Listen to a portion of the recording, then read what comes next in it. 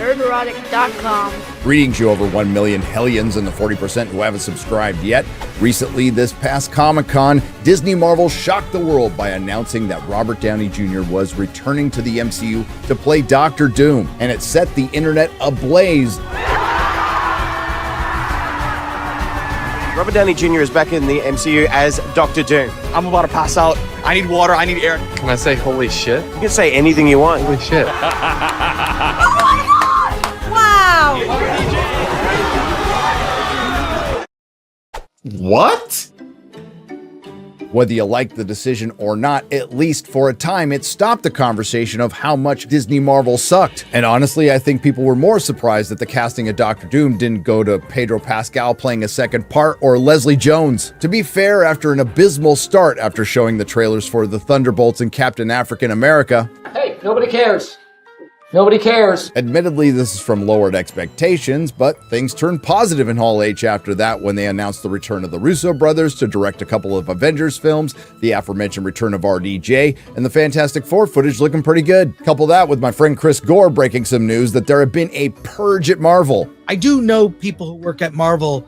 They have cleaned house. They quietly, months ago, fired all the producers that could be labeled activist. One of those firings being very public with Victoria Alonso. I think people are ready, whether they accept it or not. That's a part of being an audience member. You don't have to love it.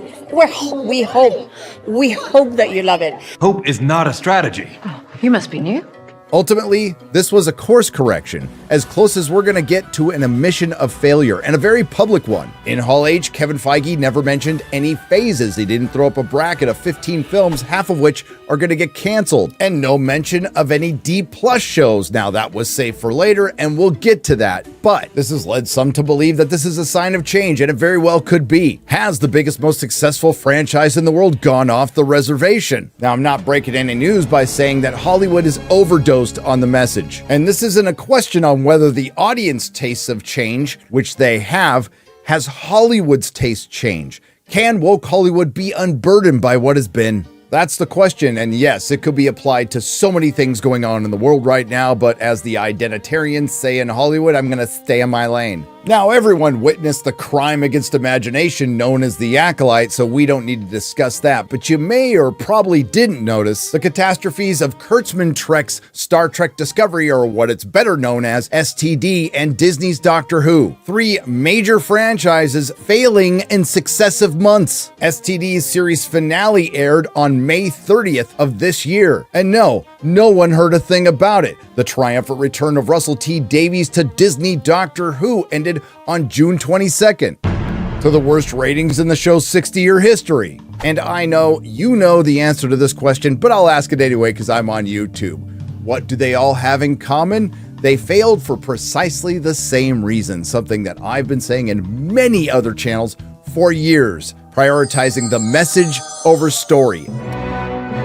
Don't believe me? Because there may be some doubters out there. I mean, aside from the Oscars changing their rules to incorporate the activist policies that were already implemented in every entertainment corporation and Silicon Valley and every corporation in America and the UK, adult pretenders bloviating about it on award shows or on press junkets or on the red carpet. Okay, why is Captain Marvel so important right now?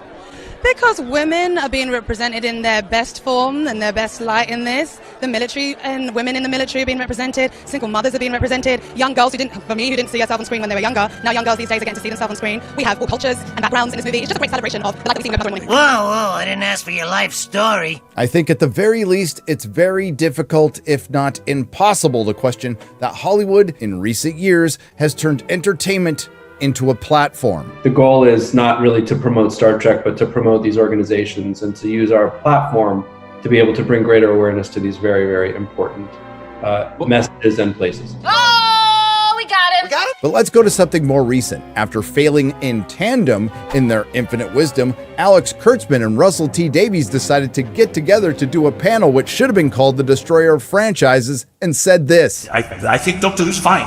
Doctor Who, well, how can I say this? It's like, I think there are things happening in the culture wars, particularly with trans rights these days, that are a million times more important than what's happening.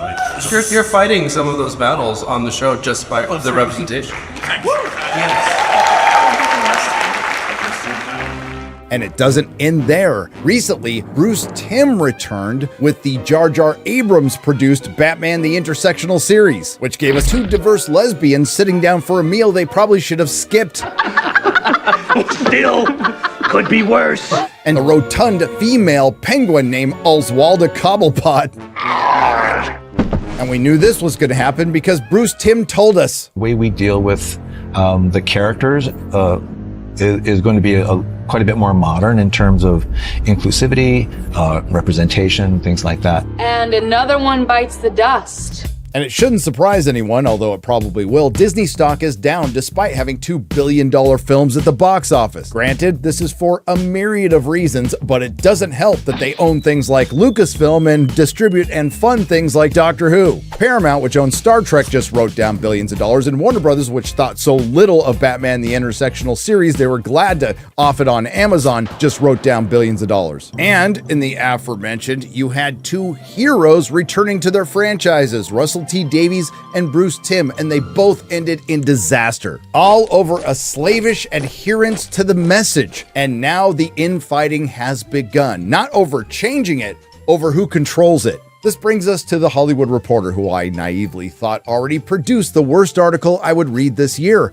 Hollywood forfeits up to $30 billion every year because of racial inequity. And this all comes from a report by the McKinsey Group, who in the past has worked with BlackRock and Enron, which also happens to be a follow-up from the report back in 2021. Lack of diversity in Hollywood costs industry $10 billion. That's a big jump from $10 billion to $30 billion by inflation, am I right? When in truth, the lack of POTs, people of talent, has cost Hollywood probably about $10 to $30 billion. Everything burns. Anyway, I'm a sweet summer child, and I should have known it was early in the year, and the access media, which can't die fast enough, can always get worse. And this one is a tome about the coming civil war in Hollywood. And this is the headline.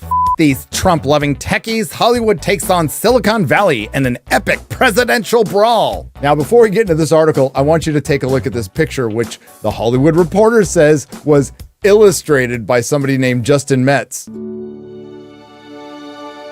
Art is very important to me, and when I look at it, I'm honestly put in a state of awe as to how beautiful this image is. The lighting, the movement, the flow of the hair, cape and cloth, the design of the outfit, the finer details. Artists can get the very best results out of AI art generators. First of all, that's not how you lightsaber duel. What the hell's going on with their hands? And they say Jeffrey Katzenberg is Luke Skywalker when he's clearly Rey Palpatine. Which, to be fair, is far more applicable because Hollywood thinks they're the good guys and the rebellion. Now, before you think I'm going to get all political about this, I'm not, because this article isn't about an election. It's about a power struggle that Hollywood has already lost. And they admit as much in the beginning of the article. LA's liberal moguls are coming after Elon Musk and the rest of the Silicon Valley billionaire boys club in a political clash of the titans. People are putting up a lot of dough just to teach these dudes they can't buy an election. And I can hear you now. The mental gymnastics involved in that byline shouldn't even be possible. And is there a break in the Fortnite-ification? The answer is yes, and that's what this article is really about, because they tell on themselves immediately. If you were to stick a pin in the timeline at the exact moment Silicon Valley declared war on Hollywood and won, it would likely land on August 29th, 1997. That's the date Reed Hastings and Mark Randolph got together in Scotts Valley, about an hour south of San Francisco, and started a little DVD delivery company called Netflix. The rest is history. Within a couple of decades, all traditional pillars of the old entertainment order started to crumble. Linear television, cable TV, theatrical box office, nothing was left standing, at least not as tall as it once had. This we all know all too well. What this article doesn't mention, but I will, is Hollywood was all in with what Silicon Valley was selling and turned entertainment into a platform, which made it a lot easier for Tinseltown to piss off half the country, making the overall brand damage that had already started much worse. But here's what's new. Very recently, just over the past several weeks, there have been signs that Southern California once again is rising. or trying to at any rate. This time though, the Civil War with the North isn't over digital platform windows or online content protection. This time, it's mogul to mogul combat on a much grander battlefield as both sides, super rich techno-libertarians versus not quite as super rich old guard Hollywood liberals, clash over what sort of government the country should be electing this November. Okay, to use your Civil War analogy, Hollywood Reporter, you're saying that Hollywood is the South rising again? Checks out. Since this article is insane, I'm going to skip the entire political portion, like I said, and sum it up as briefly as I can. Number one, 99.9% of Silicon Valley agrees with 100% of your politics, Hollywood. So stop, because no one believes this. Number two, it's about a few guys going off the reservation, including, to a lesser extent, Peter Thiel, who backs the Green app, but it's mostly about Elon Musk, who we'll get to. And number three, it's about control of all that money and the message that the vast majority of Silicon Valley and the vast majority of Hollywood agree on. Up until a couple of weeks ago, Hollywood's own moguls seemed like they might be sitting out the 2024 race, which would have been advisable. Why? I don't know. Considering your industry's in decline, you might want to focus on making better TV shows and films and not pissing off your customers so they go out and buy merchandise and go to your parks. But what the hell do I know? I'm not an economist or a financial analyst. I'm just an idiot surrounded by my plastic pals in a room. But after paragraphs of political screeching, we get to the truth. There's a shitload of money here in Hollywood, as well as a lot of disdain for these tech bros. In truth, not all of this hostility is over politics. I'll stop you right there. Virtually none of it is. Some of the resentment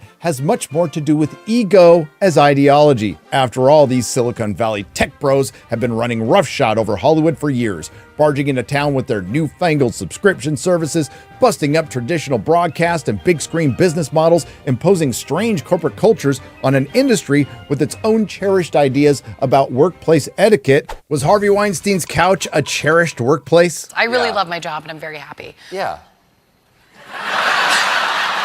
But this is my favorite part, where the Hollywood Reporter tries to justify that Hollywood are the good guys. Are we the baddies? Still, there are clear and philosophical differences between the two camps. Hollywood may be filled with scoundrels, liars, backstabbers, and much, much worse, but at least some of those scoundrels, liars, backstabbers, and much worse have a social conscience. What a load of shit. But wait!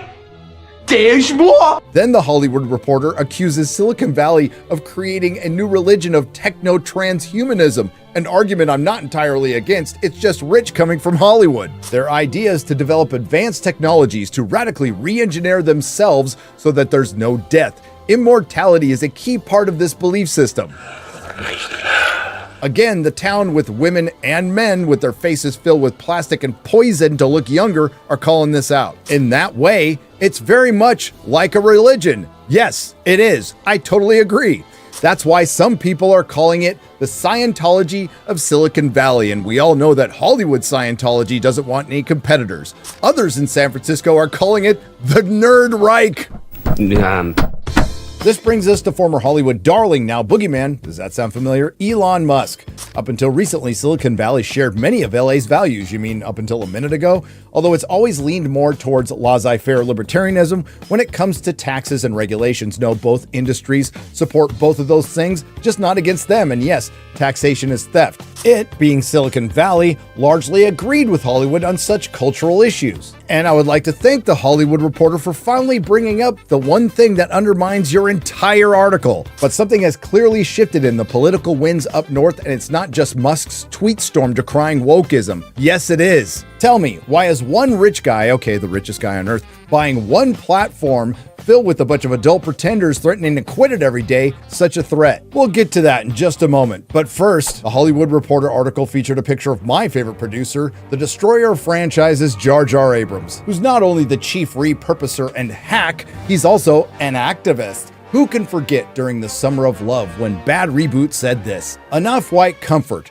Pretty rich, coming from a guy in a $6 million mansion whose industry completely relies on disposable income and comfort. And that statement, while I think it's one of the more egregious, is one of 1,000 examples of why the message is killing Hollywood. And that's the one thing the Access Media leaves out of every one of their articles talking about the doom and gloom of Hollywood. They think you don't notice, but you do. For almost the entirety of Hollywood's existence, the market would decide, but they stopped doing that. You know, there was a time where RTD's return to Doctor Who would have been canceled, but now you can't cancel a show written by a gay man starring a gay black man. You can't cancel a Star Trek show with a black female lead. You can't fire Kathleen Kennedy, the most powerful and incompetent leader in the history of Hollywood, because she's a woman. Please disperse.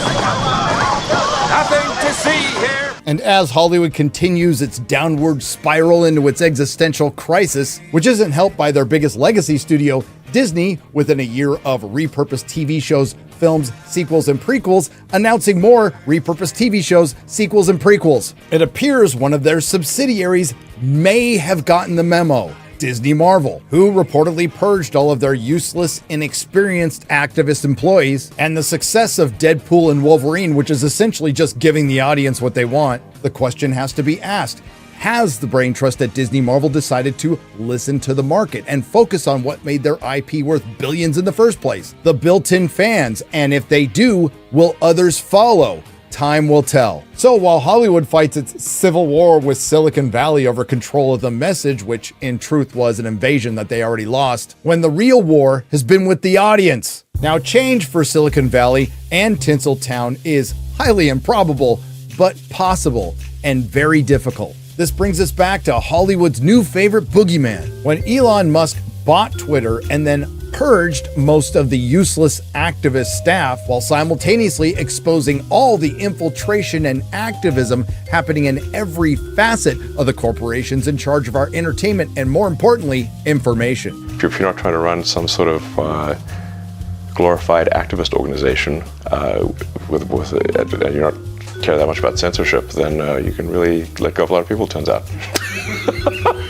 On the current path, I'm really, really worried about Twitter's future. And the site will become more abusive, more extreme, and less reliable over time.